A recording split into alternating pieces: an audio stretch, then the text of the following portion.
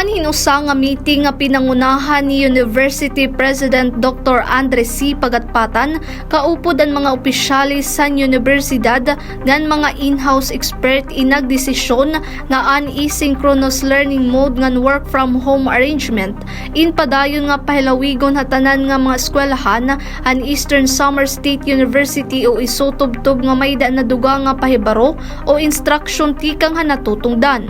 Para matagan hindugang nga panahon ang pag-assess ta mga pasilidad ng universidad, duro tan linog ngan masiguro ang seguridad ngan katalawasan han estudyante, magturutdo ngan iba pa. Ginsugo ang nga tanan nga mga unit han mga magturutdo ngan administratibo nga maghimo bag-o nga adjustment ha era mga operasyon ngan subay hanigin pagawa sa bag-o nga direktiba. Ginaaghatan nga tanan nga magburublig ngan unahon ang seguridad han kada usa ngan maging mabinantayon og alerto ang masunod nga mga notisya tikang ha universidad.